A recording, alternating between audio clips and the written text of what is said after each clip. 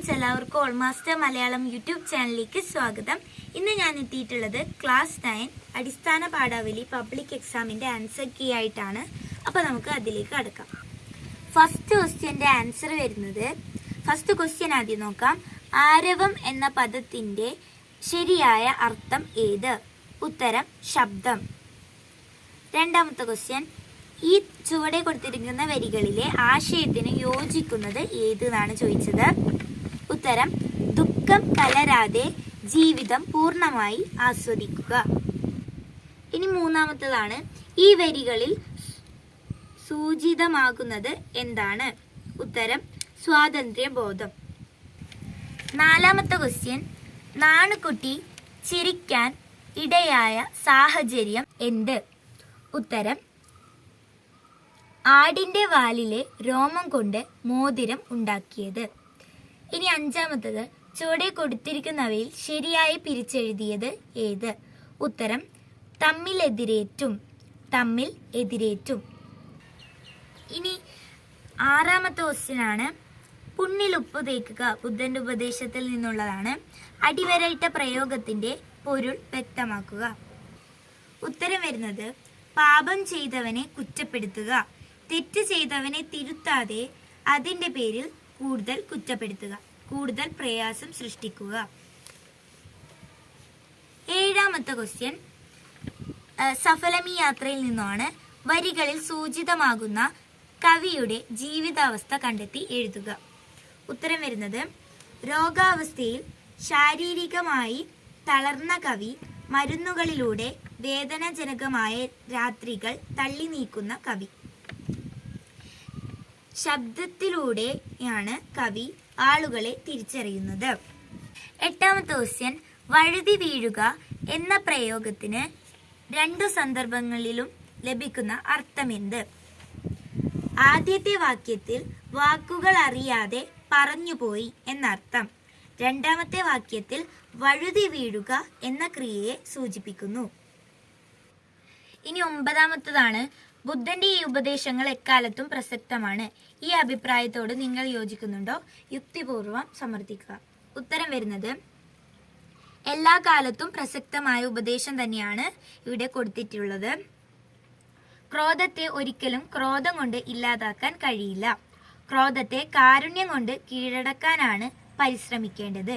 വിദ്വേഷത്തെ സ്നേഹം കൊണ്ട് മാത്രമേ ഇല്ലാതാക്കാൻ കഴിയൂ. തിന്മയെ നേരിടാനുള്ള ഏറ്റവും നല്ല പരിച നന്മയാണ്. പത്താമത്തത്, കാവ്യഭാഗങ്ങളിലെ ആശയം താരതമ്യം ചെയ്ത് കുറിപ്പ് തയ്യാറാക്കാനാണ് പറഞ്ഞത്. ജ്ഞാനപ്പാനിന്നും സഫലമീ യാത്രയിൽ നിന്നുള്ളത്.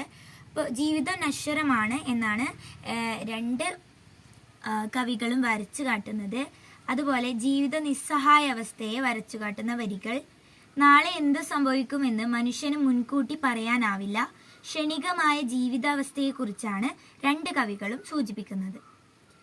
ഇനി 11ാമത്തത്, തിരക്കഥാ സന്ദർഭത്തിൽ തെളിയുന്ന ശങ്കരൻകുട്ടിയുടെയും ശാന്തമ്മയുടെയും മാനസികാവസ്ഥ കണ്ടെത്തി കുറിപ്പ് തയ്യാറാക്കുക.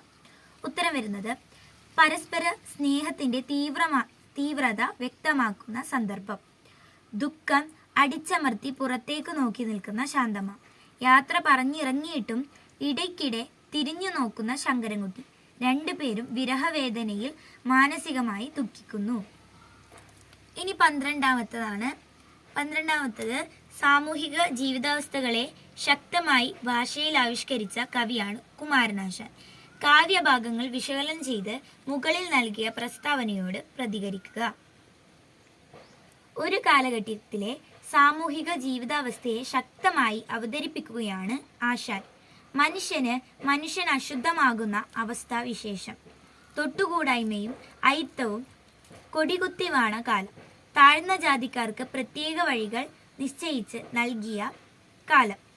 കൺമുന്നിൽ പെട്ടാൽ പോലും ദോഷം കൽപ്പിച്ച് മർദ്ദിക്കുക വരെ ചെയ്തിരുന്നു. ഇനി 13ാമത്തതാണ്, ഹരിതമോഹനത്തിലെയാണ്. മുകളിൽ തന്നിട്ടുള്ള സൂചനകൾ വിശകലനം ചെയ്ത് ഹരിതമോഹനം എന്ന കഥയിലെ ഭാഷാപ്രയോഗങ്ങളുടെ സവിശേഷതകൾ കുറിക്കുക. ഉത്തരം വരുന്നത്, ലളിതമായ ഭാഷ, ലളിതമായ മലയാള പദങ്ങൾ, ഇംഗ്ലീഷിൻ്റെ സാന്നിധ്യം നമുക്ക് കാണാൻ സാധിക്കും.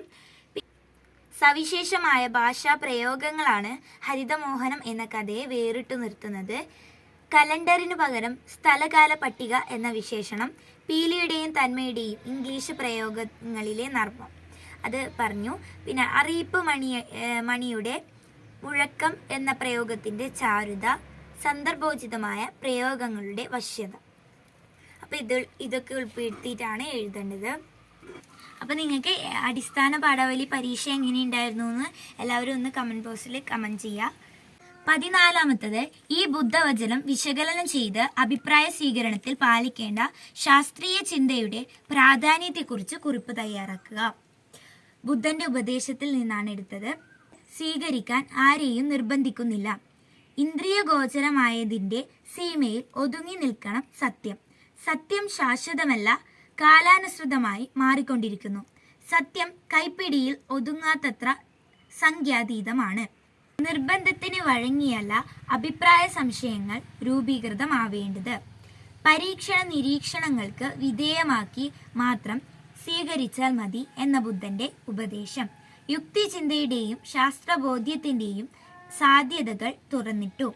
ദർശനങ്ങളും പ്രത്യയശാസ്ത്രങ്ങളും അടിച്ചേൽപ്പിക്കാനുള്ളതല്ല, സ്വയം തിരിച്ചറിഞ്ഞ് അറിഞ്ഞ് സ്വീകരിക്കപ്പെടണം.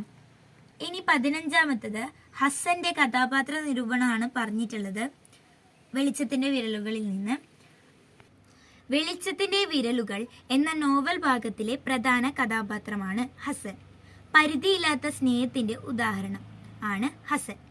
കഥയിലുടനീളം സ്നേഹവും നന്മയും മാത്രമാണ് ഹസൻ പ്രകടിപ്പിക്കുന്നത്.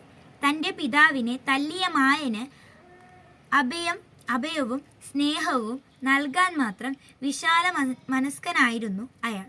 മായന്റെ ജീവിതത്തിലെ സങ്കടങ്ങൾ നിറഞ്ഞ നിമിഷങ്ങളിൽ അയാൾക്ക് ആശ്വാസമേകുന്നതും ഹസൻ തന്നെയാണ്. ആരോരുമില്ലാത്ത ആമിനയെ അയാൾ മരണത്തിൽ നിന്ന് രക്ഷിക്കുകയും സംരക്ഷണമേകുകയും ചെയ്യുന്നു. തനിക്ക് ശരിയെന്ന് തോന്നുന്ന കാര്യങ്ങൾ ഒട്ടും ഭയമില്ലാതെ ചെയ്യാൻ തൻ്റെയിടമുള്ള ആളായിരുന്നു ഹസൻ. സാമൂഹിക ബോധ്യങ്ങളെ വെല്ലുവിളിച്ചുകൊണ്ടാണ് അയാൾ ആമിനയെയും അവൾക്ക് മറ്റാരിലോ ഉണ്ടായ കുട്ടിയെയും സ്വന്തമെന്ന പോലെ സ്നേഹിക്കുന്നത്. പരസ്പരം സ്നേഹിക്കുകയും മറ്റുള്ളവർക്ക് വേണ്ടി വേദന സഹിക്കാൻ തയ്യാറാകുകയും ചെയ്യുന്ന മനുഷ്യനാണ് ഹസൻ. 16 കവിതാഭാഗങ്ങൾ വിശകലനം ചെയ്ത് സഫലമീ യാത്രയിലെ ജീവിത പാഠങ്ങൾ എന്ന വിഷയത്തിൽ ഉപന്യാസം തയ്യാറാക്കുക. ദുഃഖം കലരാതെ ജീവിതം പൂർണ്ണമായി ആസ്വദിക്കാനുള്ള കവിയുടെ മനോഭാവം. ജീവിതം ദുഃഖപൂർണമാണെങ്കിലും പ്രത്യാശ കൈവെടിയാതിരിക്കുക. സുഖദുഃഖ സമ്മിശ്രമാണ് ജീവിതം. ഇത്തിരി സുഖത്തിനു വേണ്ടി വലിയ കഷ്ടപ്പാടുകൾ അനുഭവിക്കേണ്ടി വരും. പരസ്പരം താങ്ങും തണലുമായി നിൽക്കുമ്പോഴാണ് ജീവിതത്തിന്റെ മനോഹാരിത. പരസ്പര വിശ്വാസവും പിന്തുണയുമാണ് ജീവിത വിജയത്തിന്റെ ആധാരം. പ്രതിസന്ധികളിൽ കൂട്ടു നൽകിയാൽ ജീവിതത്തെ നിറമുള്ളതാക്കാൻ കഴിയും. ജീവിത ദുഃഖങ്ങളെ കൊഴുത്ത ചവർപ്പായും ശാന്തിയെ ശർക്കരയായും കവി മനസ്സ് സ്വീകരിക്കുന്നു. വേദനകൾ മറന്ന് അവശേഷിക്കുന്ന ജീവിത നിമിഷങ്ങൾ ആവോളം ആസ്വദിക്കാൻ കവി ആഹ്വാനം ചെയ്യുന്നു. ഇനി 17 സൂചനകൾ വിശകലനം ചെയ്ത് കുമാരനാശാന്റെ ചരമശതാബ്ദി അനുസ്മരണ പരിപാടിയിൽ അവതരിപ്പിക്കാനുള്ള പ്രഭാഷണം തയ്യാറാക്കുക. ആശാന്റെ സ്നേഹവും സ്വാതന്ത്ര്യബോധവും ഉൾപ്പെടുത്തണം. പിന്നെ പ്രഭാഷണം ആയതുകൊണ്ട് തന്നെ അഭിസംബോധന ഉണ്ടായിരിക്കണം. അഭിസംബോധന കഴിഞ്ഞിട്ട് സ്നേഹത്തെക്കുറിച്ച് പാടിപ്പുകഴ്ത്തിയ ആശാൻ എന്ന് എഴുതാം. പിന്നെ സ്നേഹത്തിന്റെ വ്യത്യസ്ത ഭാവങ്ങളെ തൻ്റെ കവിതയിലൂടെ ആശാൻ അവതരിപ്പിച്ചു. ജീവിതത്തിന്റെ ആത്യന്തികമായ സാരം സ്നേഹമാണെന്ന് കുമാരനാശാൻ വിശ്വസിച്ചു. അതുകൊണ്ട് തന്നെയാണ് സ്നേഹഗായകൻ എന്നും കുമാരനാശാനെ അറിയപ്പെട്ടത്, അല്ലെ? സ്നേഹം തന്നെയാണ് ജീവിതമെന്നും അതില്ലാത്തത് സ്നേഹരാഹിത്യ മരണം തന്നെയാണെന്നും കവി ഉദ്ബോധിപ്പിച്ചു. അപ്പൊ ഇത്രയാണ് ഈ വീഡിയോയിൽ ഉൾപ്പെടുത്തിയിട്ടുള്ളത്. ഇഷ്ടപ്പെട്ടാൽ ലൈക്ക് ചെയ്യുക, ഷെയർ ചെയ്യുക, സബ്സ്ക്രൈബ് ചെയ്യുക. Thanks for watching.